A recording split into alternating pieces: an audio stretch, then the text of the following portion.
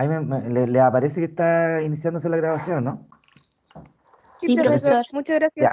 Ya, perfecto. Bueno, como les decía, de esta norma, lo que permite sostener es que, en definitiva, lo que hace el precepto constitucional cuando habla en esta parte, cuando dice toda sentencia de un órgano que ejerza jurisdicción, no solamente se está refiriendo a los tribunales de justicia, sino que a cualquier órgano, ¿no es cierto?, que la ley le otorgue o le entregue facultades jurisdiccionales.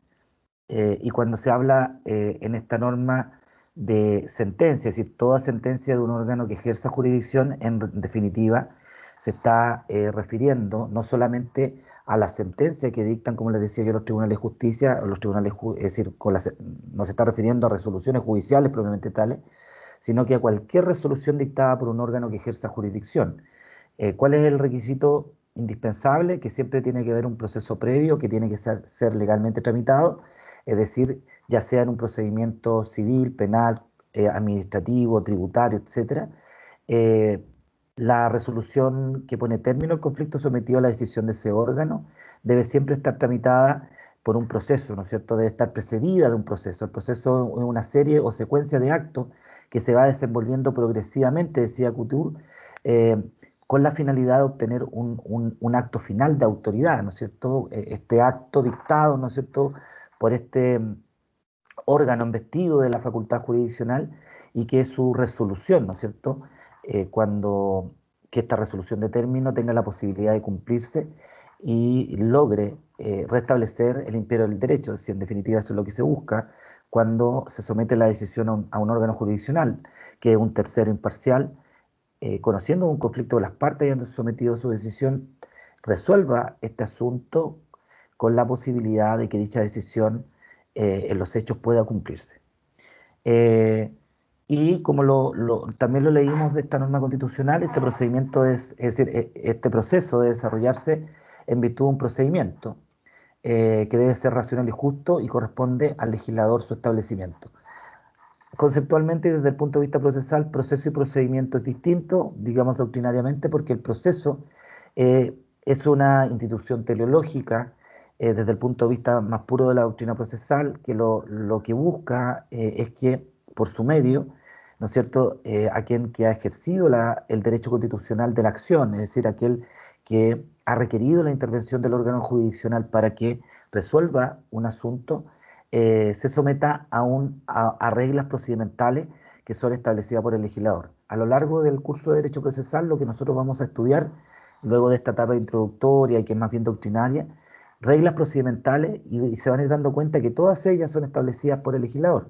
Vamos a estudiar juicio ordinario de mayor cuantía, de menor cuantía, etcétera, procedimientos especiales, y todos ellos se encuentran establecidos en el Código de Procedimiento Civil por regla general, ¿ya? Entonces, el legislador, el que a través de o por medio de la dictación de leyes, es el que tiene la obligación por mandato constitucional de establecer estas reglas procedimentales, pero ellas tienen que apegarse al cumplimiento de esta exigencia, ¿no es cierto?, de que el procedimiento que establezca el legislador sea racional y justo, porque en caso contrario, ¿qué podrían alegar ustedes? Infracción al debido proceso, ¿ya?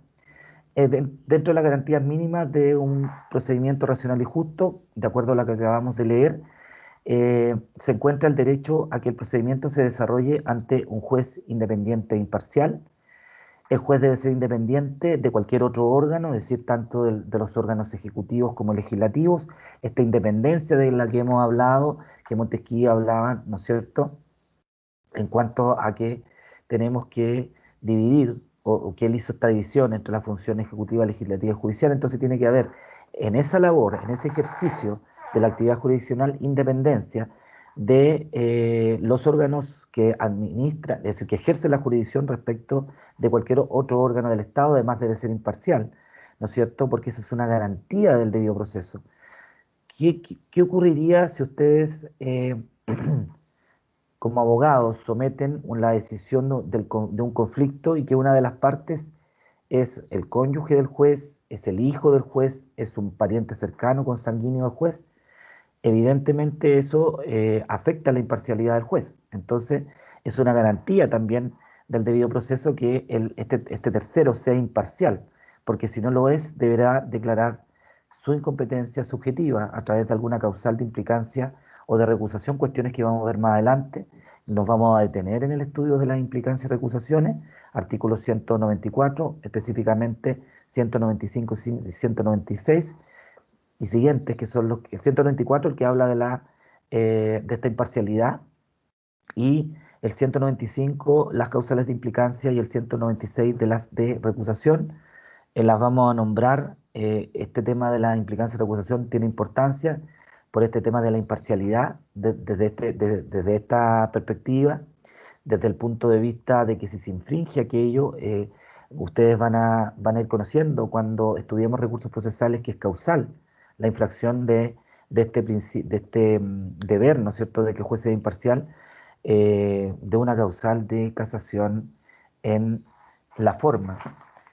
Es tanto así que, como yo les digo, que el artículo 768, que es el que regula la casación en la forma, eh, en su numeral segundo dice, bueno, parte diciendo, el recurso de casación en la forma ha de fundarse precisamente en alguna de las causas siguientes. No está de más explicar que el recurso de casación es una herramienta de procesal, un medio de impugnación que el ordenamiento jurídico otorga a las partes en el proceso civil para obtener la anulación del procedimiento o de la sentencia que se dicte con infracción con infracción a la normativa o las causales que establece este artículo 768. Y como les decía yo, la importancia de implicancia de recusación está en el numeral 2. Dice, en haber sido pronunciada por un juez o concurrencia de un juez legalmente implicado o cuya recusación esté pendiente o haya sido declarada por tribunal competente. ¿Ven? Entonces, la importancia de la independencia la encontramos a propósito del establecimiento por parte de la Ley Orgánica Constitucional, eh, que nosotros conocemos como Código Orgánico de Tribunales, que establece la organización y atribución de los tribunales de justicia. Le dice al juez, si usted es imparcial, inhabilítese, ya sea por una causal de implicancia o de recusación. Y si no lo hace, y eso se llega a determinar en el curso proceso, su sentencia es susceptible de ser anulada. ¿Por qué? Porque ha violentado el principio de la imparcialidad. Porque, por definición, el juez es un tercero imparcial. Entonces, si infringe esta imparcialidad, lógicamente, su fallo o decisión final tiene que ser objeto de una declaración de nulidad. ¿Ya? El tema del derecho a ser juzgado por un juez natural preconstituido por la ley, eh, esto necesariamente importa de que el tribunal debe estar predeterminado por la ley con anterioridad a someterse el conflicto a la decisión del mismo. Así lo dice el inciso cuarto del numeral tercero del artículo 19, cuando dice nadie puede ser juzgado por comisiones especiales, sino por tribunales que señale la ley y que se haya establecido con anterioridad a esta. ¿Ya? Cuando yo les decía que tenían que estudiar el Código Procesal Penal, yo les decía que cuál es la importancia del Código Procesal Penal en definitiva, es que como la reforma procesal penal tiene como su origen la adaptación o la transformación del proceso penal a los diversos tratados internacionales que había ratificado Chile, ello como condición de que Chile ingresara, ¿no es cierto?, dentro de ciertas comunidades de carácter internacional, se le exigió que modificara su legislación penal, porque les decía también en una clase anterior que el antiguo procedimiento penal se estimaba que era vulneratorio, conculcatorio de garantías mínimas de cualquier imputado, porque teníamos un sistema en el cual un mismo sujeto, que era el juez, conocía de los antecedentes preliminares o iniciales de la investigación, eh, investigaba el hecho delictivo que era puesto en su conocimiento, cuando reunía los antecedentes, formulaba acusación y luego de eso se cerraba el sumario, que era una etapa del procedimiento que era de carácter secreto, que nadie podía tener acceso a él, solamente el juez, y luego de ello, con la acusación se elevaba la causa a plenario, se llamaba, y en ese momento el proceso pasaba a ser de conocimiento público, pero ya no los defensores ya no podían hacer mucho porque no tenían conocimiento de la etapa previa reservada y en la etapa del plenario lo que les quedaba era solamente pedir que a sus representados, una vez acusados, ¿no es cierto?, que a sus representados se les reconociera alguna minorante responsabilidad penal. Por ejemplo, la irreprochable conducta anterior, que, bueno, hoy por hoy se entiende configurada solamente con el mérito del extracto de filiación antecedente, en el cual es en el que se registran las condenas pretéritas que puede tener una persona, es decir, las sentencias penales condenatorias que pueden haberse dictado en su contra con anterioridad a la perpetración del hecho que está siendo conocido. Antiguamente esa causal exigía además que se, se acreditara mediante testigos de conducta, si llegaba Juanito, Pedrito, yo conozco, sí, a Roberto, Roberto es re buena persona, puta buen chato, es trabajador, nunca había cometido ningún delito, pero ahora, pucha, en realidad esto puede haber sido una imprudencia, etcétera. Y a través de eso se configuraba la minorante de responsabilidad penal. ¿Cuál es el efecto de la minorante? Es que permite rebajar la pena, es decir, acreditada la misma, el tribunal se ve obligado por disposiciones del Código Orgánico, perdón, del Código Penal 67 y siguiente, me parece, del Código Penal, de rebajar la pena en un grado, ¿ya? Es decir, si la pena va de 61 días a 3 años y un día, debía aplicarla en su rango inferior, de 61 a 300. ¿Entienden? Porque cuando se discutía el tema de la pena, solamente que había que acreditársela al juez. Ahora, en la reforma procesal penal, una vez que el juez de garantía en el procedimiento simplificado o el tribunal oral en lo penal, eh, luego de realizada la audiencia del juicio, tienen que emitir el veredicto, ya sea absolutorio o condenatorio, y luego de emitido este veredicto condenatorio, se abre debate entre los intervinientes para debatir la concurrencia de las modificatorias de responsabilidad penal, que pueden ser atenuantes, agravantes o eximentes de responsabilidad. No sé si han escuchado ese concepto, si quieren profundizar sobre ello, pero en definitiva, lo que quiero llegar yo a esto es que la incorporación, ¿no es cierto? Es decir, la adaptación del sistema procesal penal chileno a los tratados internacionales llevó a la reforma, ¿no es cierto?, del Código de Procedimiento Penal, cual quedó desplazado por el Código Procesal Penal, y es este código el que reconoce abiertamente muchas de las garantías y que forman parte del debido proceso, pero tienen un reconocimiento legislativo, en ley de la República. Yo les dije que si ustedes leían eh, los artículos 1 a 10 del Código Procesal Penal, iban a descubrir, incluso el artículo segundo del Código Procesal Penal dice, juez natural. Ninguna otra norma lo había contemplado antes. Y dice, nadie podrá ser juzgado por comisiones especiales, sino por el tribunal que señalare la ley y que se hallara establecido por esta con anterioridad a la perpetración del hecho.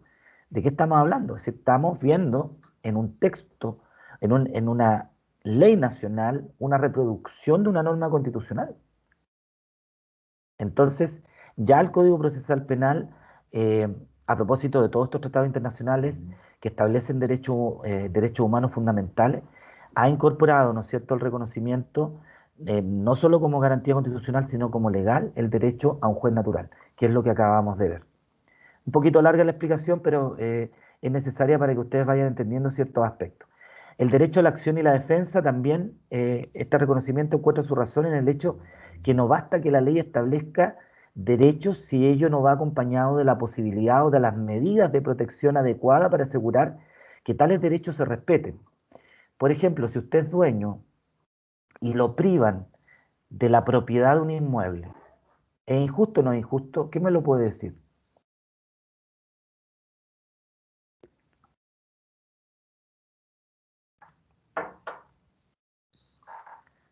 Ya. ¿Qué pasa si a su papá o a su mamá llega una persona?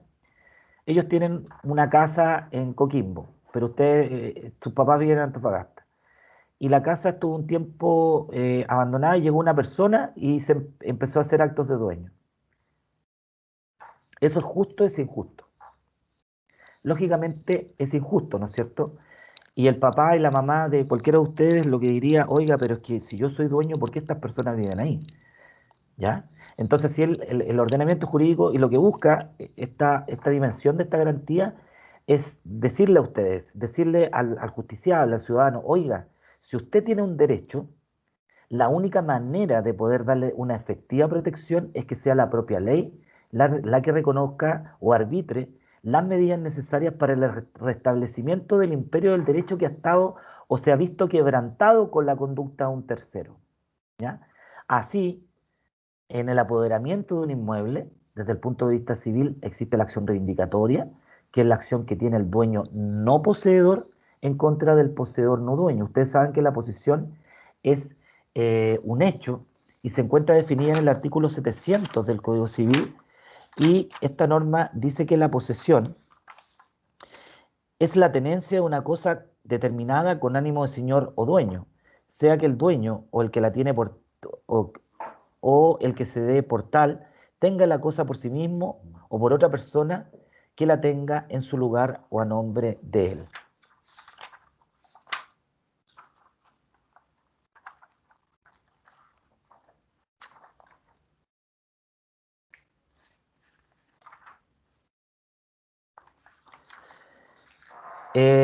Y desde el punto de vista, si este apoderamiento tiene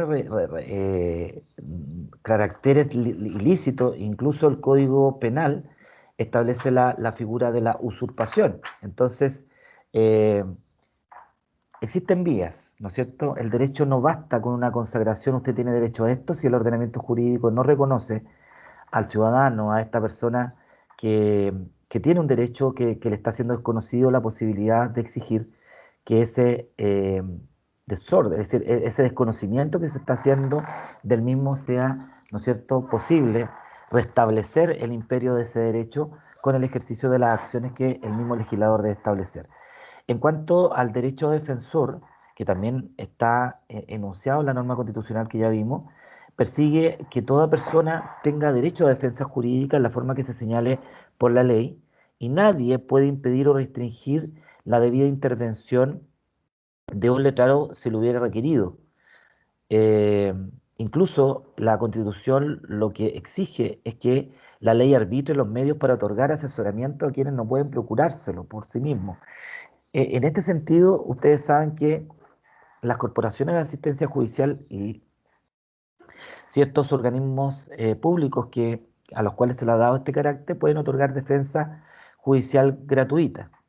Incluso, de acuerdo al artículo 600 del Código Orgánico de Tribunales, todas las actuaciones o gastos que importe el desarrollo de un juicio civil no tienen que ser pagados por la persona que goza del privilegio pobreza, sino que los tribunales tienen que arbitrar la medida para que dichas actuaciones, que normalmente tienen un costo económico en el proceso civil, sean no asumidos, sino que las actuaciones que importan el pago, por ejemplo, un ministro feo, un receptor, sean realizadas también de manera gratuita. Acá, normalmente lo que hacen los tribunales cuando una persona comparece personalmente, sin el patrocinio de un abogado, y alega no tener recursos económicos, se le designa primeramente un abogado del turno. Existe un listado de abogados del turno que es confeccionado mensualmente por las Cortes de Apelaciones, y también de receptores judiciales de turno. Y en ese orden, si una de las partes va a audiencia y pide que se le designe un abogado porque no tiene medios, uno puede hacer dos cosas: derivarlo a la corporación de asistencia judicial, o designarle derechamente el abogado del turno. Ustedes, cuando salgan y se titulen, lo más probable es que apenas llegue la nómina de la Corte Suprema, la Corte de Apelaciones los designe como abogados del turno.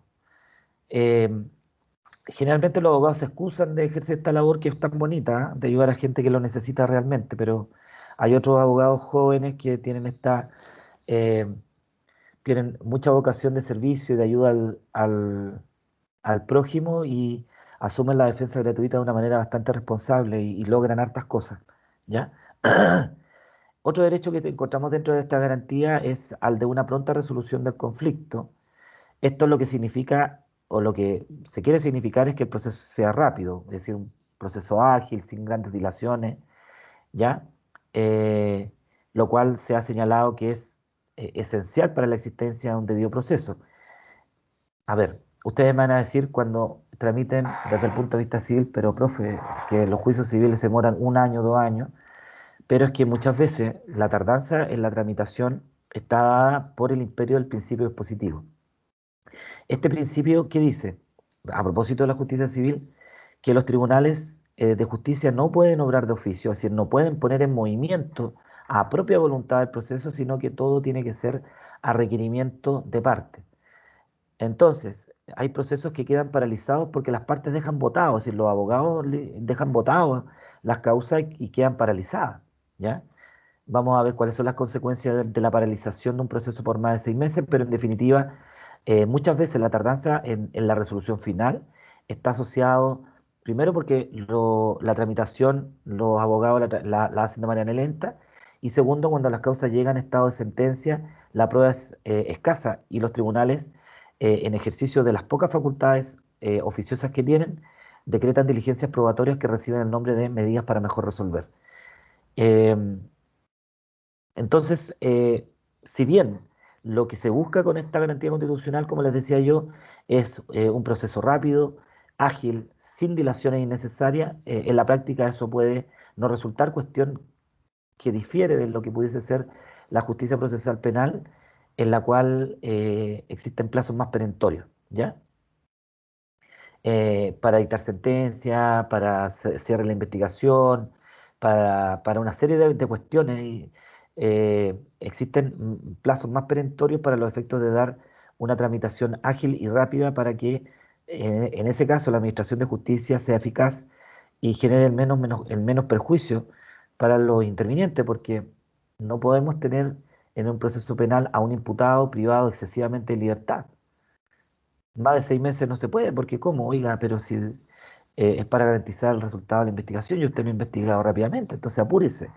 Eso lo vamos a ver cuando veamos otros aspectos del proceso, pero como para que vayan teniendo una idea de lo que ocurre en la tramitación del proceso penal. Para estos efectos, el artículo 77 de la Constitución Política lo que señala es que una ley orgánica constitucional determinará la organización y atribuciones de los tribunales necesarios para la pronta y cumplida administración de justicia, así lo dice el artículo 77, ¿no es cierto? De manera tal que, en caso de que el legislador establezca un procedimiento con plazo o trámite innecesario que dilaten innecesariamente, es decir, que dilaten la resolución del conflicto, lógicamente ese procedimiento no sería racional y por lo mismo sería inconstitucional por infringir esta dimensión de la garantía constitucional del debido proceso. Por lo demás, una cuestión que es importante es que todo proceso debe contemplar la existencia de un contradictorio. Esto es una manifestación del derecho anglosajón, de lo que se ha denominado la garantía del día ante el tribunal, High Day in Court. Este derecho consiste en que el demandado tiene una razonable posibilidad de hacerse escuchar, comparecer y exponer sus derechos.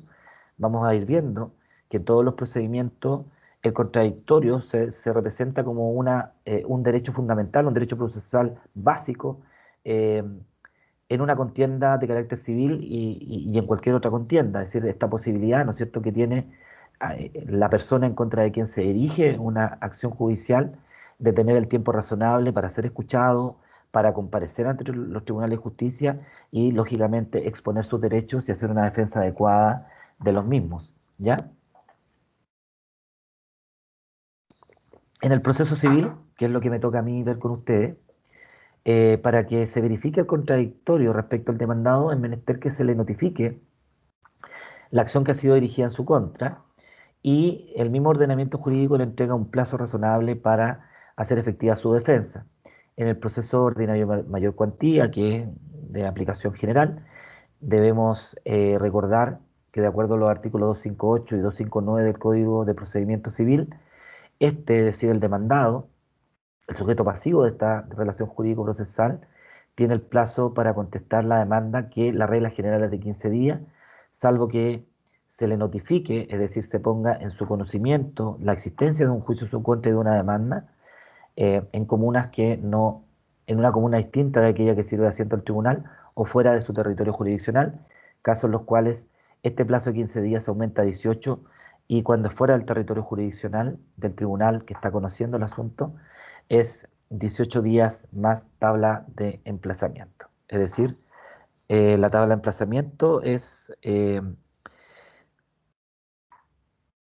una disposición de carácter administrativo que hace la Corte Suprema en cuanto dice ya, si Juan es notificado en Santiago y el juicio se sigue en Antofagasta, tiene 15 días más 3, es decir, 18, y más 3 días más por estar en Santiago, más 7 días más por estar en Isla Pascua, ¿me entienden? Se va sumando. Entonces, eso es lo que debe velar el procedimiento. Mientras más lejos supone el legislador se encuentre el demandado para poder hacer esta defensa, eh, para hacer esta defensa y comparecer en un tiempo razonable, el legislador debe establecer esta cuestión.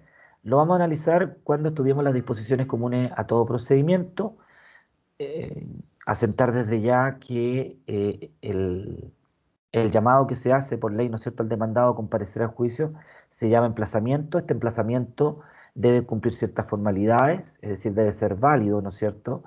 Este emplazamiento válido significa que el demandado debe ser notificado con arreglo a la ley, es decir, debe ser notificado en su notificación, deben cumplirse de manera estricta con las disposiciones contenidas en los artículos 39 y siguientes del Código de Procedimiento Civil que reglamentan las notificaciones y es de tal relevancia el emplazamiento que el artículo 795, número 1 del Código de Procedimiento Civil, cuando habla de qué diligencias son consideradas trámites esenciales, en el primero de ellos se establece el emplazamiento válido, a tal punto que en caso de infringirse en caso de existir un emplazamiento inválido, es decir, que no se ha respetado en este emplazamiento las normas sobre las notificaciones, eh, se podrá solicitar ya sea por el propio demandado la nulidad por falta de emplazamiento,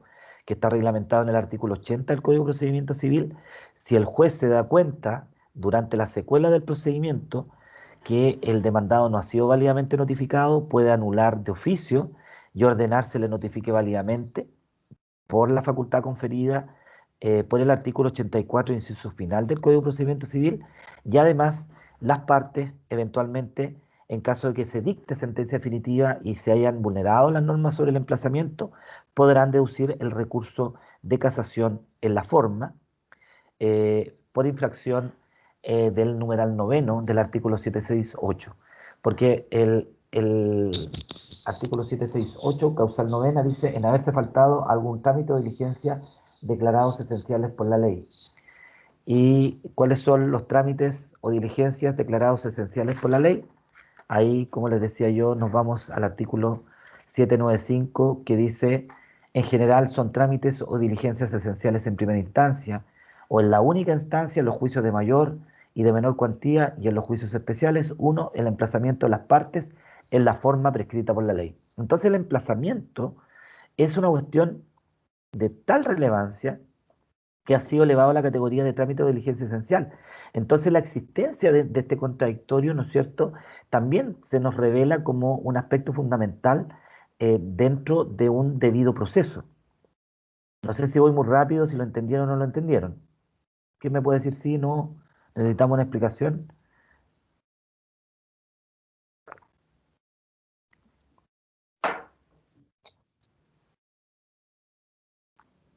¿El silencio otorga? Sí, profe, sí se entiende.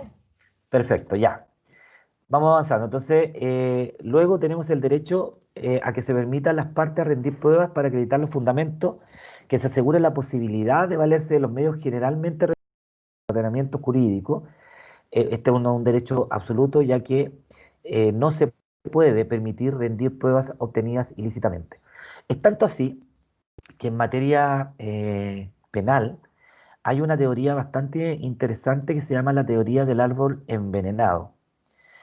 ¿Qué significa esto? A ver, respondió su conversación. No lo veo, no lo veo, chiquillo. Parece que me perdí.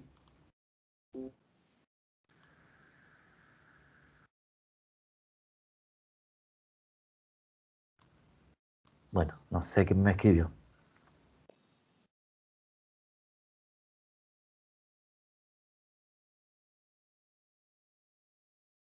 Es que antes me salía en la misma pantalla. No los veo, chiquillos. Ahí está. Ya. No me sale al costado las conversaciones. Ya, bueno. ¿En qué estábamos? Ah, ya. En la teoría del árbol envenenado, esto es una cuestión que surge en Estados Unidos. Los gringos son muy... Es un tema súper lindo, ¿ah? Yo se lo recomiendo.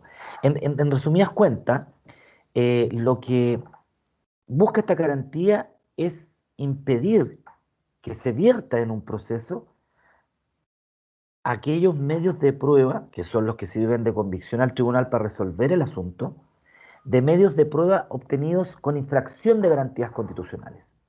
Por ejemplo, tenemos a un menor de edad que comete un delito de homicidio.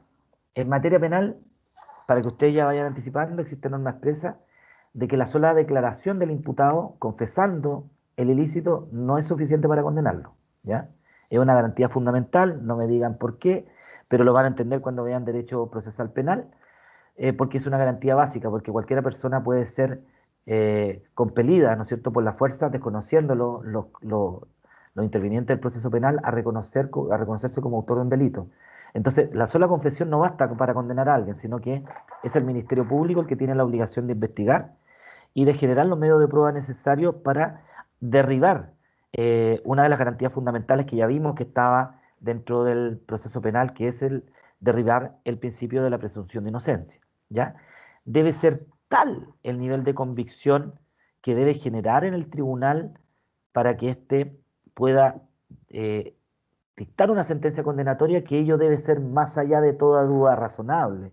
Yo lo hablaba con un ministro de la Corte Suprema muy conocido, con el ministro Muñoz, y entonces él me hizo clase en la academia, entonces le decía, señoría, pero ¿qué significa esto más allá de la duda razonable? Él es muy proimputado, entonces me decía, mire, si usted tiene un 0,1% de duda de que el hecho, de que en este hecho el imputado no tiene una participación culpable penada por la ley, debe absolver. Así de rígido, me decía, es el principio de la presunción de inocencia, porque no es el juez, sino que ha sido el legislador, ha sido los tratados internacionales los que le han impuesto esta carga al juez y la obligación al Ministerio Público de derribar, ¿no es cierto?, ese principio de presunción y llegar a una plena convicción, ¿ya? Entonces la teoría del, como les decía yo, es labor del Ministerio Público hacer esta investigación. Entonces, en esta teoría del árbol envenenado, hablando de que no se pueden incorporar pruebas ilícitas a un proceso, dice que cualquier medio de prueba del cual surjan otros, por ejemplo, tenemos el árbol, ¿ya? El tronco del árbol, tenemos a este menor de edad que declaró no estando su defensor penal de adolescente, lo cual lo exige la ley de responsabilidad penal adolescente, y declara, o dice, por ejemplo, sí, maté a Juanita y la enterré en el Trocadero. Eso de que él declare sin que esté en presencia su defensor de adolescente, importa infracción de garantías constitucionales y conlleva a que toda la investigación que realicen las policías como consecuencia de esa declaración es nula. Por eso hay que tener harto cuidado en el proceso penal, porque si tenemos un sujeto confeso, ¿no es cierto?, pero no se cumplen en la investigación y no se respetan garantías fundamentales, probablemente esa persona salga absuelta, pero por infracción de garantía. Entonces, por eso de repente la gente dice, pero ¿cómo la justicia hace esto? ¿Por qué la justicia absuelve? Estamos hablando de una situación de que se han incorporado pruebas ilícitas. Entonces uno dice, oiga, si a mí, como juez, durante la audiencia de preparación de juicio oral, me alegan o me promueven el incidente de exclusión de prueba por ilícita y se logra acreditar que efectivamente los medios de pruebas A, B y C son consecuencias de aquel medio de prueba que está manchado ¿no es cierto?, con la infracción de garantías constitucionales, como que esa infección infecta al resto y lo anula. ¿Ven? Entonces, por eso se habla de la no incorporación de prueba ilícita. En materia penal está súper claro. Como les digo yo, está la posibilidad que tiene el juez de garantía, es decir, que tienen los intervinientes, principalmente las defensas, de solicitar excluir prueba del Ministerio Público para que no se rinda la misma en el juicio oral, en el juicio oral propiamente tal, por infracción de garantías constitucionales. Esta cuestión no existe en materia civil, la posibilidad de excluir prueba ilícita. Usted puede acompañar cualquier medio de prueba, puede acompañar video, puede acompañar foto, y lógicamente si yo grabo a mi vecino, ¿no es cierto?, desde mi casa, desde el punto de vista penal, yo podría incorporar esa prueba siempre y cuando el fiscal de la causa solicite la debida autorización al juez de garantía. ¿Por qué? Porque estamos violentando garantías constitucionales como son la inviolabilidad del hogar, la privacidad, y si en ese caso el fiscal pretendiese incorporar ese video que no fue autorizada la diligencia previamente por el juez de garantía, esa diligencia es nula. Y si se siguen haciendo diligencias como consecuencia de esa, ¿no es cierto?, prueba obtenida con infracción de garantías constitucionales, el resto también sería anulable por esta misma circunstancia. Teoría del árbol envenenado, lo van a ver en procesal penal o en derecho penal, es una cuestión muy linda, muy bonita y les va a servir como una herramienta muy poderosa en caso de que ejerzan la abogacía como defensores penales, ya sea defensores penales públicos, licitados o defensores penales de confianza. ¿Ya?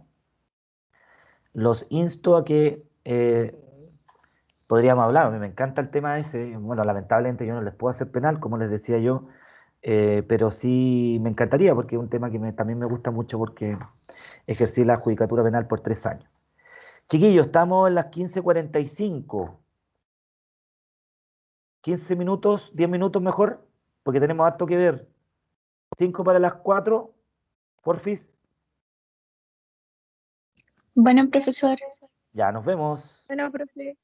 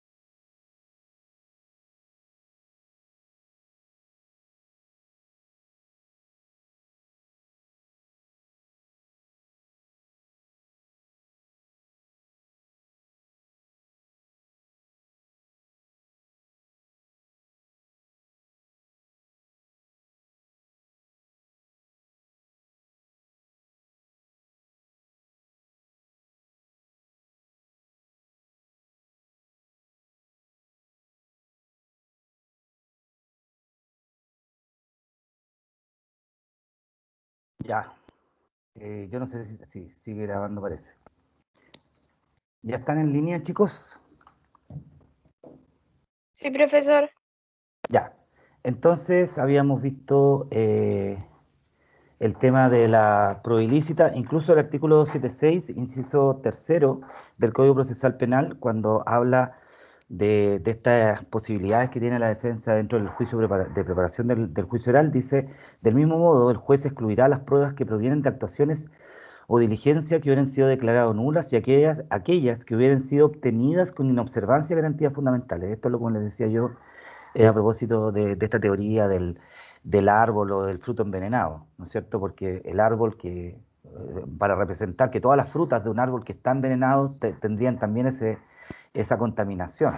Entonces, por eso se le faculta juez de garantía para, solicitado por la defensa, generalmente, como les digo yo, excluir aquella prueba que haya sido obtenida con observancia de garantías constitucionales.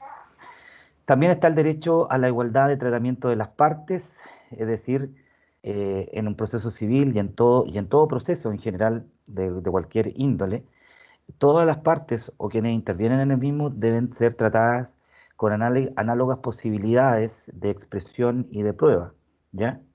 Un tema distinto es el que se produce en relación a la desigualdad económica que se puede generar entre las partes, pues en el caso de la justicia civil se dice que es una justicia más bien costosa, ¿no es cierto? Entonces, desde ese punto de vista, la justicia importa un costo para quien interviene, es decir, para el justiciable, ¿no es cierto? Y eso de por sí es un instrumento de desigualdad, lo cual se trata de evitar, como les decía yo, a través del privilegio de pobreza, que es la posibilidad que se le otorga a la persona que acude al órgano jurisdiccional de solicitar que ya sea a través de un abogado del turno o gozando de este beneficio cualquier actuación del procedimiento que requiera un desembolso económico sea efectuada de manera gratuita, ¿ya? Esto también se ha buscado mediante la eliminación al máximo posible de todas aquellas cargas económicas que imponían antiguamente los procedimientos para el ejercicio de derechos procesales. Ya antiguamente, por ejemplo, para poder interponer ciertos recursos se requería hacer una consignación. Eso entendía el legislador que era como un símbolo de seriedad, es decir, quien interpone un recurso, entonces tiene que consignar una determinada suma de dinero para que se le dé la importancia de vida, pero esas cuestiones han sido eliminadas actualmente. En materia civil no existe esta carga actualmente y en ningún otro procedimiento en general se ha establecido nuevamente una carga para la parte que desea recurrir de hacer alguna consignación de dinero, ¿ya? También el derecho a una sentencia que resuelva el conflicto, esto porque el proceso como institución teleológica lo que busca en definitiva es que a través de una resolución de término se dé solución efectiva al conflicto sometido a la decisión del tribunal, ¿ya?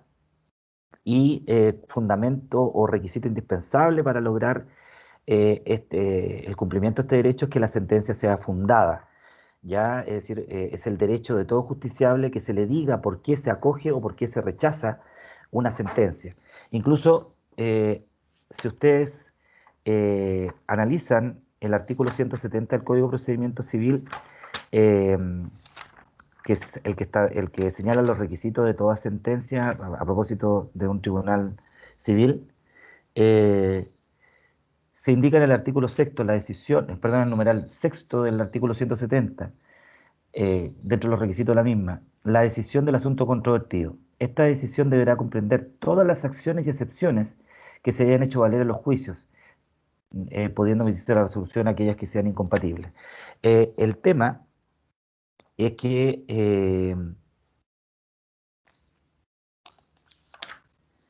esto también, el caso que no sea fundada puede llevar a que se anule la sentencia. Por ejemplo, puede ocurrir que una sentencia no sea, carezca de esta posibilidad de ser fundada y contenga decisiones contradictorias, en cuyo caso también se puede señalar que el artículo 768 establece como causal de casación en la forma, en la circunstancia que la sentencia definitiva contenga decisiones contradictorias y en general, se puede a través del recurso de casación obtener el cumplimiento de esta garantía. Otra cuestión que es fundamental es el derecho que tiene o la dimensión de este derecho es que el- el justiciable tenga la posibilidad, ¿no es cierto?, de en caso de no estar en acuerdo con una decisión jurisdiccional, de impugnar una sentencia específicamente cuando la misma infrinja la normativa del debido proceso. Em, Actualmente el recurso de casación no permite impugnar sentencias sin un debido proceso. Es decir, si ustedes, es decir, cuando analicemos el derecho recursivo, ustedes se van a ir dando cuenta de que las causales de casación, precisamente muchas de ellas apuntan a que durante la tramitación del mismo se cumplan con ciertas cuestiones fundamentales e indispensables, con ciertos requisitos que la ley considera como trámite de diligencia esenciales. Si se infringe, por ejemplo, el emplazamiento, el llamado a conciliación, el recibimiento de la causa prueba, que es aquella resolución que es una sentencia interlocutoria en la cual el tribunal fija los hechos que deben ser probados en una contienda y darle la posibilidad a los contradictores de ese conflicto de poder probar sus alegaciones y excepciones. Si ellos se infringen, lógicamente se está omitiendo un trámite de diligencia esencial y eso ameritaría que podamos interponer el recurso de casación en la forma. En materia penal, implica este derecho, este debido proceso, perdón, al cumplimiento de una serie de principios específicos, ¿no es cierto?, que guardan relación con la pretensión que se deduce en materia penal, porque son hechos delictivos, ¿no es cierto?, a quienes por regla general corresponde su investigación de manera exclusiva y excluyente al Ministerio Público. Es la propia constitución la propia constitución política de la República la que establece garantías mínimas para el imputado. Si ustedes analizan el Código Procesal Penal, se van a ir dando cuenta de que en su reglamentación existen una serie de derechos fundamentales que se le reconocen al imputado, a la víctima, y si los leemos, vamos a poder reconocer, ¿no es cierto?, Eh,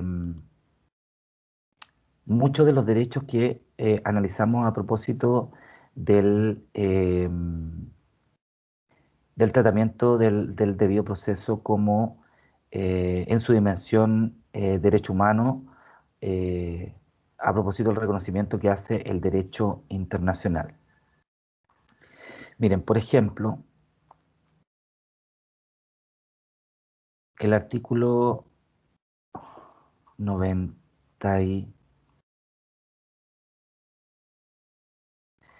por ejemplo, el 86 habla de los derechos de la persona sujeta a control de identidad. Dice, en cualquier caso que hubiera sido necesario conducir a una unidad policial a la persona cuya identidad se tratara de averiguar en virtud del artículo precedente, que es el control de identidad, el funcionario que practique el traslado deberá informarle verbalmente de su derecho a que se comunique a su familia o a la persona que le indicare o de su permanencia en un cuartel policial. El afectado no podrá ser ingresado a celdas o calabozos ni mantenido en contacto con personas detenidas, que esa es la persona que se le está verificando la identidad. El artículo 93, en el párrafo cuarto del libro primero, a propósito del imputado, habla de los derechos y garantías del imputado. Primero, bueno, dice, derecho y garantía del imputado. Todo imputado podrá hacer valer hasta la terminación del proceso los derechos y garantías que le confieren las leyes. En especial, tendrá derecho a que se le informe de manera específica y clara acerca de los hechos que se le imputarán y los derechos que le otorga la Constitución y las leyes. B. Ser asistido por un abogado desde los actos iniciales de la investigación. C. Solicitar a los fiscales diligencias de investigación destinadas a desvirtuar las imputaciones que se le formulan. D. Solicitar directamente al juez que cite una audiencia a la cual podrá concurrir con su abogado o sin él, con el fin de prestar declaración sobre hechos en materia de la investigación. E. Solicitar, bla, bla, bla, y ahí seguimos con ciertos derechos. Respecto al imputado privado de libertad, el 94 dice, el imputado privado de libertad, y ahí señala cuáles son los derechos que tiene este sujeto. También el 95 habla del amparo del juez de garantía, eh, que desde el punto de vista constitucional recibe el nombre de habeas corpus, son derechos compatibles, pero bueno, también el 96 habla de los derechos de los abogados, que son intervinientes dentro del proceso penal, eh, y también establece ciertos derechos específicos a propósito de las víctimas. El artículo 108 conceptualiza a la víctima y señala quiénes son víctimas en un concepto amplio, como lo veíamos, los tratados internacionales dan un concepto amplio. Y el artículo 109 dice derecho de la víctima.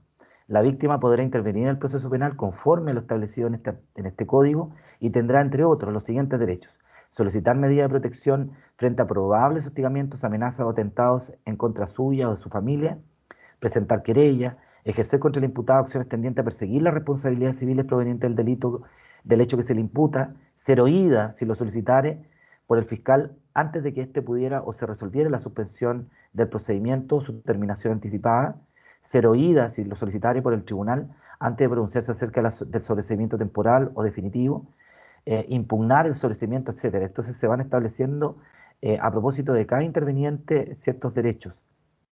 Entonces, de lo que acabamos de leer se van dando cuenta de que el Código Procesal Penal trata o ha plasmado una serie de los derechos humanos establecidos por instrumentos internacionales y que buscan, en definitiva, dar una debida protección en el proceso penal a la garantía del debido proceso. Con esto, chiquillos, terminamos. No me voy a extender más en el proceso penal porque ya es meterse en algo muy complicado. Luego, según el programa, nos corresponde ver los límites de la jurisdicción. Yo se los voy a subir, quiero que lo lean si tienen alguna duda.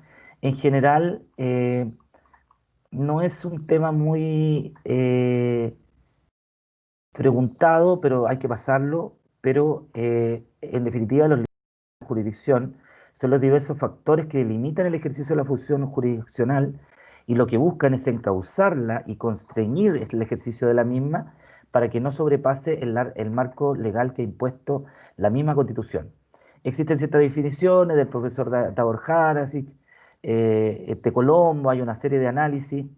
La próxima clase vamos a analizar ciertas circunstancias, pero como les digo, prefiero que lo lean y lo veamos la próxima clase, porque tenemos muy poquito tiempo y lo que tenemos que ir profundizando son aquellos temas que son relevantes para que entiendan cómo funciona el sistema judicial, porque al final de cuentas todo esto lo que persigue es que ustedes entiendan cómo se ejerce la acción, cómo se ejerce la defensa, cuál es el rol del órgano jurisdiccional al momento de conocer de este conflicto, cuáles son sus límites, y eso a lo que se refiere los límites de la jurisdicción, cuál es el límite de este tribunal. Puede resolver cuestiones o hechos que hayan ocurrido en tribunal extranjero, puede resolver los tribunales nacionales delitos que hayan sido cometidos en territorio extranjero. Esas son cuestiones que más bien preferiría que las lean, pero sí, ahora la vamos a dejar stand-by, igual se los voy a subir, los vamos a ver en algún momento si tenemos tiempo, pero prefiero que sigamos con la otra parte del programa, que es sobre las bases de la Administración de Justicia, que son eh, en realidad son principios, ¿no es cierto?, con reconocimiento constitucional y legal que se han considerado como los más adecuados para una correcta y eficiente administración de justicia y se ha entendido que son principios que informan la función jurisdiccional.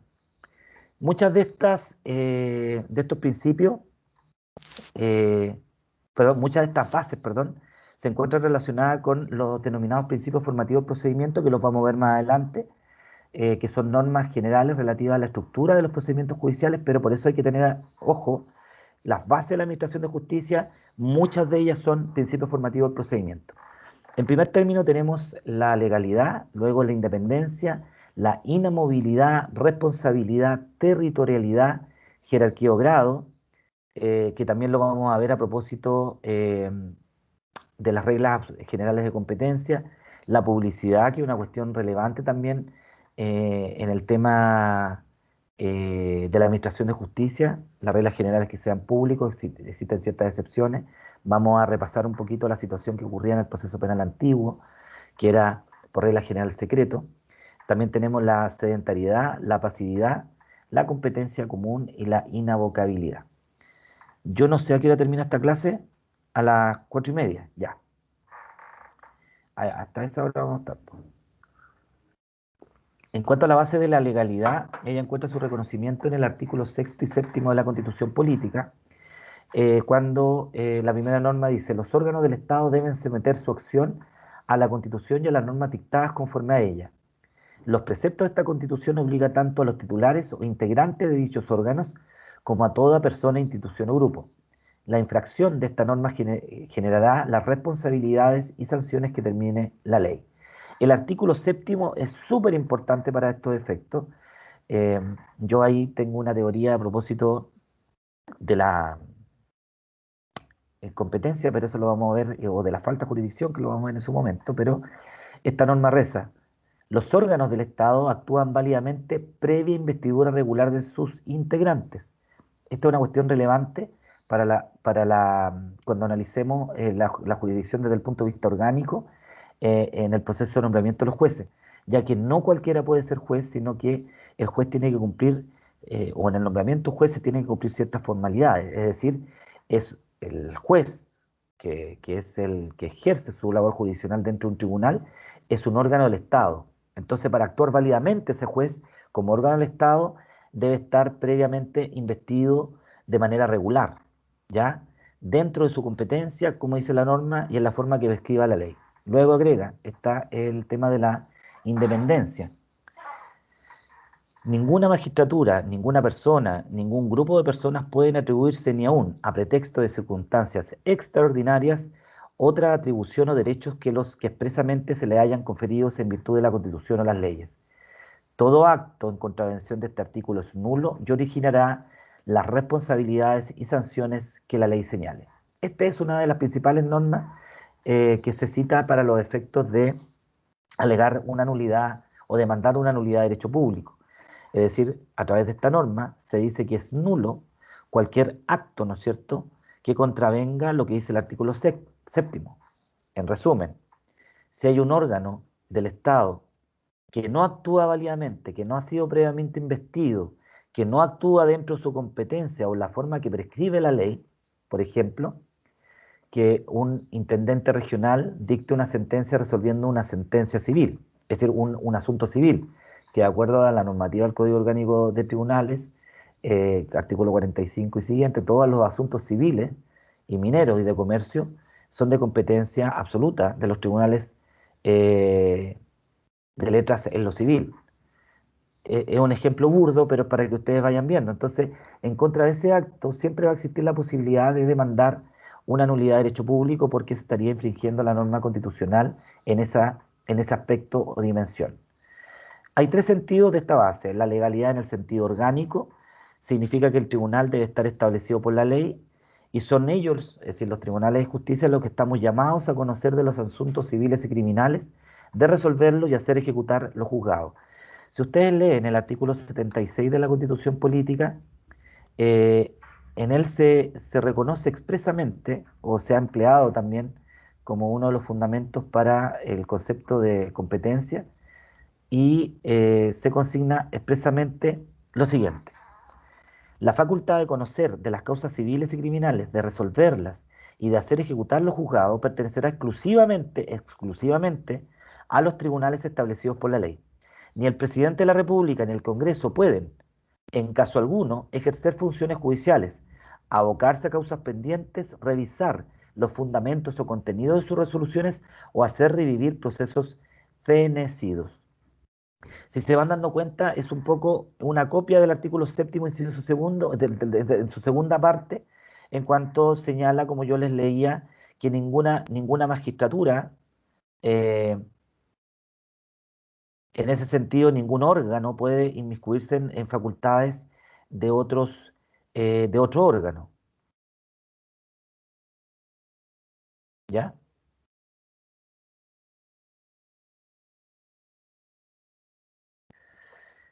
Eh,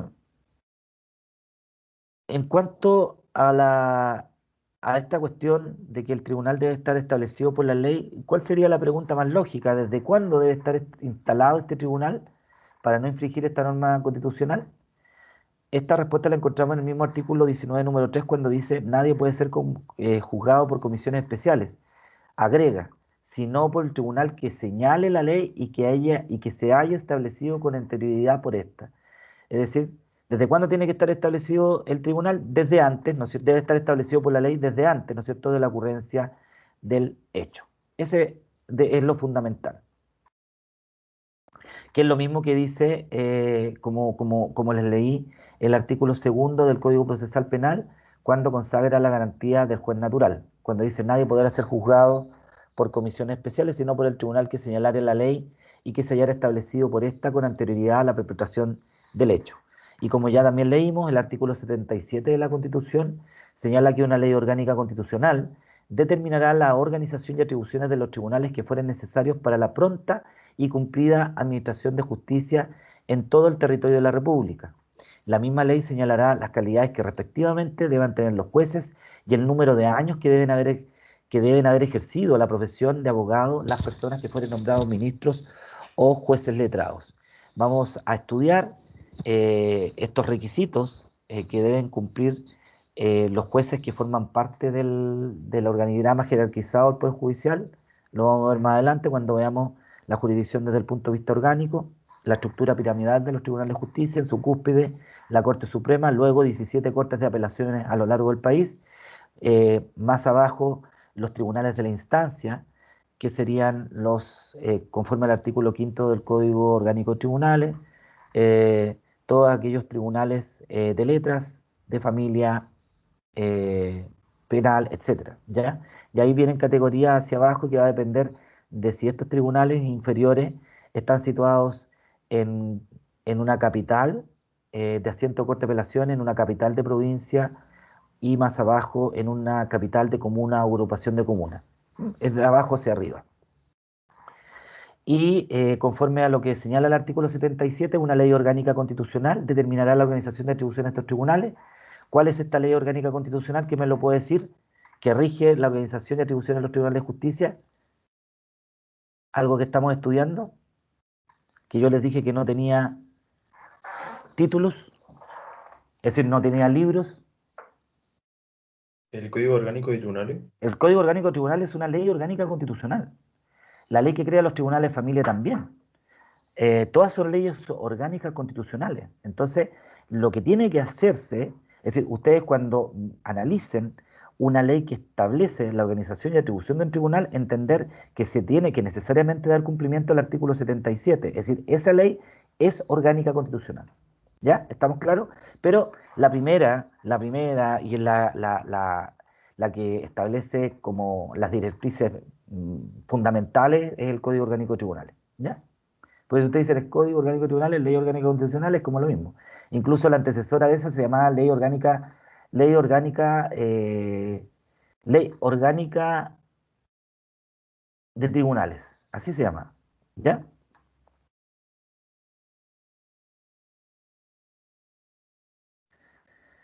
Eh, Luego, desde el punto de vista funcional, los tribunales, como ya vimos del artículo sexto y del artículo séptimo, deben actuar dentro del marco en el que la ley les fija y deben fallar, ¿no es cierto?, aplicando la misma ley, ¿ya? Entonces, los tribunales, como parte importante de los poderes del Estado, deben someter su actuación a la Constitución y a las leyes.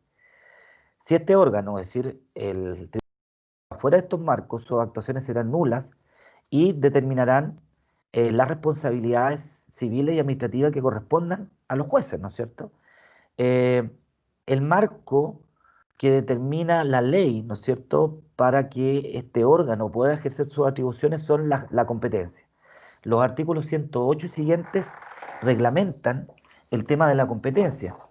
Anticipándonos un poquito, el artículo 108 da una definición somera, vamos a ver que hay que corregirla esa, pero el artículo 108 dice, la competencia es la facultad que tiene cada juez o tribunal para conocer de negocios que la ley haya colocado dentro de la esfera de sus atribuciones, ¿no es cierto?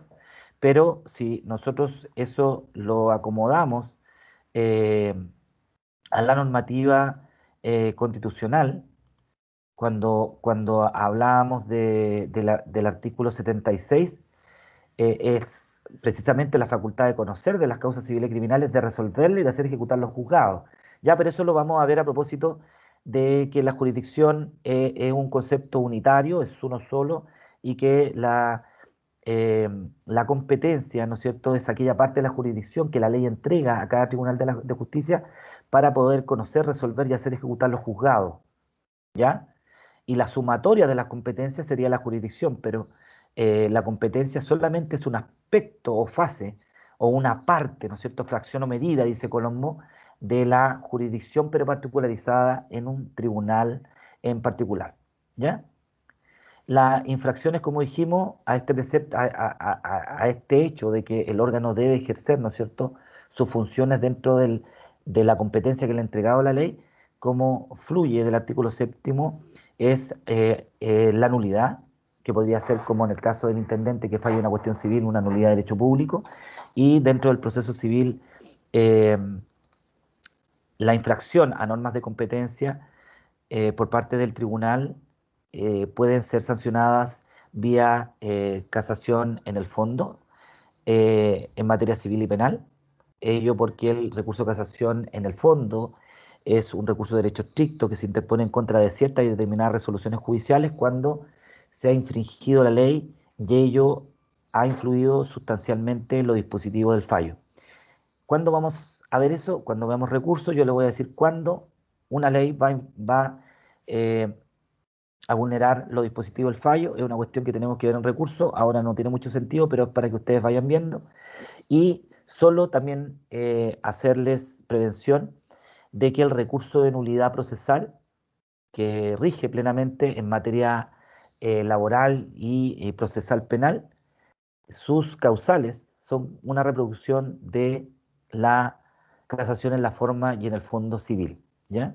Esto porque los tratadistas desde antiguo decían es que esto más que todo no es una casación, porque nuestro recurso de casación viene de la tradición francesa, porque el máximo tribunal en Francia era el tribunal de casación, entonces se dijo, bueno, para como somos copiones los franceses, como el máximo recurso que conoce la justicia francesa es de competencia de la Corte de Casación, pongámosle este recurso máximo casación, pero no había contradicción dentro de los autores de que, es decir, había acuerdo entre todos los autores que la casación es un recurso de derecho estricto y de nulidad, ¿ya? Eso también lo vamos a ver cuando analicemos recursos.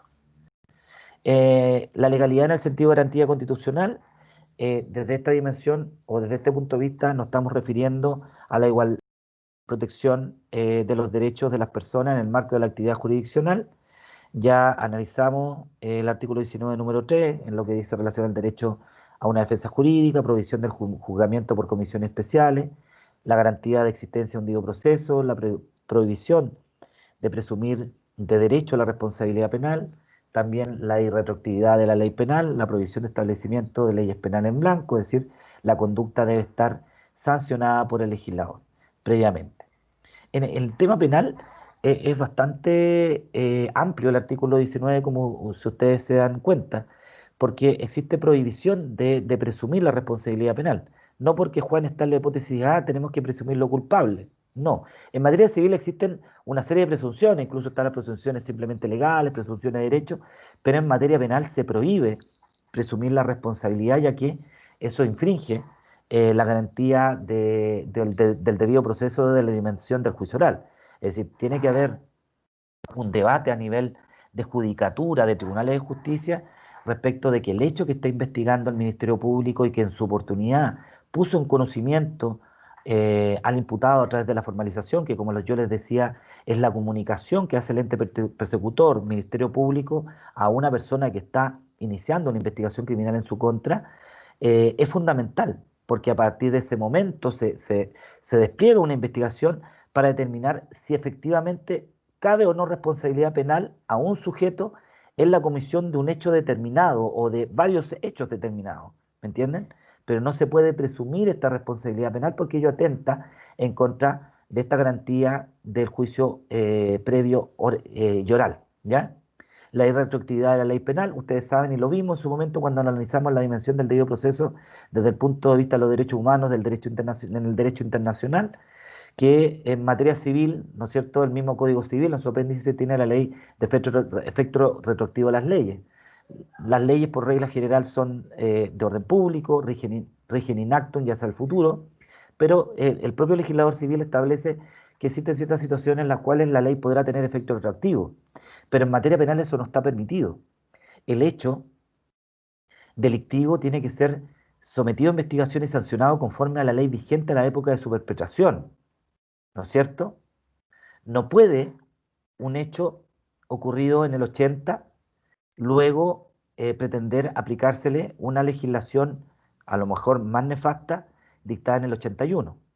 Pero si la legislación del 81 es más favorable para el que cometió el ilícito en el 80, existe obligación legal de aplicarle la ley más favorable, esto en base al principio indubio pro reo, que informa a la justicia penal en cuanto obliga a todos los intervinientes y específicamente a los tribunales de justicia de que en situación de que se haya dictado una ley posterior favorable para el imputado o para el condenado, se le aplique esta y no la existente o vigente a la época de la comisión del hecho.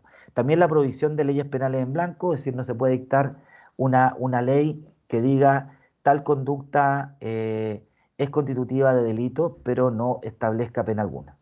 Todas esas cuestiones están prohibidas. Chiquillos, terminamos la clase, vamos a seguir la próxima con la independencia, que también es un tema muy importante. Dijimos que uno de los pilares fundamentales del ejercicio de la administración jurisdiccional es la independencia. Yo como juez siempre me he montado en esta base de la administración de justicia porque creo que los jueces en el ejercicio de la función jurisdiccional deben hacer respetar esta independencia, lo que significa desde una dinámica del ejercicio de la labor jurisdiccional, no desde el punto de vista orgánico político, que nosotros somos independientes del Poder Ejecutivo y Legislativo, sino que las decisiones de nuestros superiores de justicia no nos obligan. Nosotros no estamos en el common law en Estados Unidos, en la comunidad esta que tienen ellos, en la cual la forma como se administra justicia es en base a precedentes, es decir, el Tribunal Superior de Justicia dijo tal cosa y conforme a ello se toma la defensa de un juicio porque sirve de precedente, es decir, es vinculante. En este caso, las decisiones de los tribunales superiores de justicia no son vinculantes en estricto rigor, ¿ya? Entonces, tiene una importante aplicación en la práctica para quienes quieran ejercer la función jurisdiccional, grabárselo con fuego, siempre deben defender sus decisiones jurisdiccionales. Lo que decía el superior jerárquico no necesariamente es lo que ustedes tienen que resolver eh, pero muchas veces ustedes van a ver que en la práctica eso no es tan así. Los tribunales inferiores de justicia, por regla general, tratan de ajustar sus decisiones al, eh, a los criterios uniformes sostenidos por las Cortes de Apelación y Corte Suprema al resolver cuestiones jurídicas de la misma naturaleza. ¿Tienen alguna consulta, chiquillo? No, profe. Sí, profesor. Dígame. Bueno, yo tengo una consulta respecto, es que al tener algún material de apoyo, si es que usted nos puede recomendar alguna bibliografía o algo así para poder quizá entender un poco más cosas más específicas o basta solamente con la materia. No, mire, a mí lo que me interesa es que vayan entendiendo las clases. Yo por eso, lo que pasa es que cuando yo elaboré los Power, yo ocupé mucha bibliografía, ¿me entienden? Ah, Traté de siempre plasmarlo en muchas cosas desde el punto de vista práctico para que ustedes no sean abogados que saben mucho derecho pero que no saben litigar. Que una de las cosas que yo creo que siempre yo les dije a mis alumnos era que mi objetivo son dos cosas. Primero, si son jueces, que sean buenos jueces y que si son abogados litigantes, sepan litigar y la única forma de litigar es ganar. Es decir, la única buena forma de litigar es tratando de ganar. Pero para poder ganar un juicio, siempre tienen que tratar de convencer a un juez. Entonces acá estoy yo para decirles, oigan, eso no sirve, esto sí sirve, hagan esto otro, la práctica dice esto acá, esto no.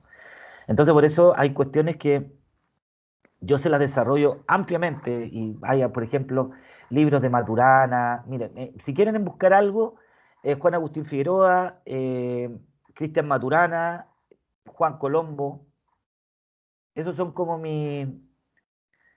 eh, Mario Mosquera, son puros profesores de la Chile. Entonces yo como que creo que la fórmula va por ahí, pero si ustedes encuentran otros libros, que hay Ceguera, hay un montón de otros autores súper buenos que tratan estos temas y si ustedes quieren lo ven, pero como les digo, yo más allá de lo que está en los Power, yo voy terminando la clase, se lo voy subiendo, ya ahora le subí uno sobre lo primero que vimos sobre los estándares del debido proceso en el derecho internacional de los derechos humanos.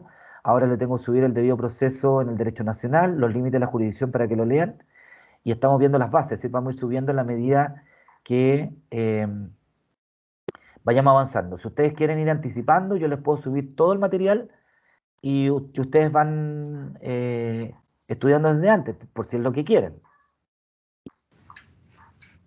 Sí, quizás eso sea una buena idea, igual como para desde antes no estar atrasados con los tiempos. No, por supuesto, yo no tengo ningún inconveniente. Voy a hablar con los ayudantes. Miren que he tenido mucho trabajo, pero voy a salir de vacaciones. Voy a tomar sol acá en el balcón de mi casa y me voy a tomar unos ricos cafés.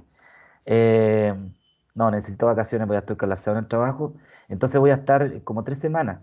Entonces, a partir del lunes, estoy de vacaciones. Entonces, en estos días que voy a salir, tengo que dejar muchas cosas listas, sentencias. Entonces, voy a estar con muchas cosas, pero le voy a encargar a Francisco y a Marcelita que me hagan recuerdo para yo subirle ordenadamente en carpeta, primera unidad, segunda unidad, para que les quede como ahí en carpeta. ¿Les parece? Porque, como les digo, ya les subí dos.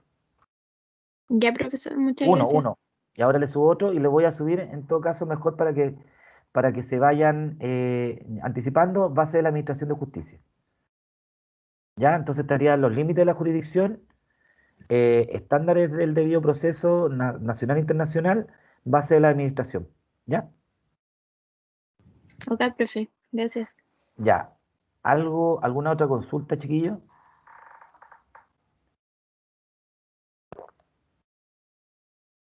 ¿Nada más? Bueno, entonces nos vemos el miércoles. Que estén muy bien. Hasta luego. Hasta luego, profe, que esté bien. Hasta Hasta luego, profe, muchas gracias. gracias. Hasta Luego. Hasta luego, Que profe, esté bien. Profesor. Chao, profe. Profesor. Chao. Hasta luego, profesor.